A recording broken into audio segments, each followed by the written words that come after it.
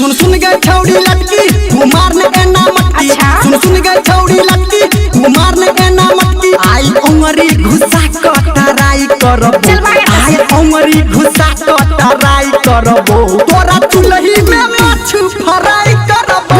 तोरा चुल्ही में माछ फ्राई करबो। सुन सुन गए छौड़ी लटकी तोय मारने के ना मटकी। सुन सुन गए छौड़ी लटकी तोय मारने के ना मटकी। आई उंगरी घुसा कटराई करबो। आई उंगरी घुसा कटराई करबो। तोरा चुल्ही में माछ फ्राई करबो। तोरा चुल्ही में माछ फ्राई करबो। बुझली गे छाइन लबो। तोरा चुल्ही में तोरा चुल्ही में तोरा चुल्ही में माछ फ्राई करबो। हे गे रात अनहरिया में मौका उठा ले।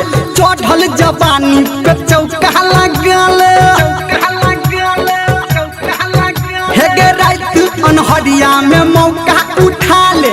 चढ़ल जवानी पे चौका लगा ले। छेनी में छेनी आई चल तू सटा ले। छेनी में छेनी आई चल तू सटा ले। खिड़की के अपना पर्दा हटा ले। खिड़की के अपना पर्दा हटा ले। ठोकाले आई किली देखा के हमरा बिली। ठोकाले आई किली देखा के हमरा बिली। नहीं तो दमकल पे तोरा चढ़ाई करबो। नहीं तो दमकल पे तोरा चढ़ाई करबो। तोरा चुल्ही में माछ फ्राई करबो। तोरा चुल्ही में माछ फ्राई करबो। बुझली के तोरा चुल्ही में तोरा चुल्ही में तोरा चुल्ही में माछ फ्राई करबो। अभी आप सुन रहे हैं सावरिया म्यूजिक डीजे सुमित सतीश रैना। सुमित सतीश रैना।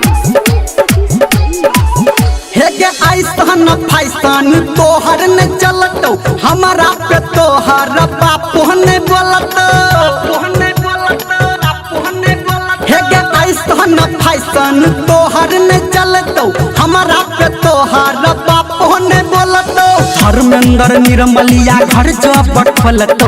धर्मेंद्र निर्मलिया घर जब खोलतो। संजय है गौतम पीछा से हेलतो। संजय है गौतम पीछा से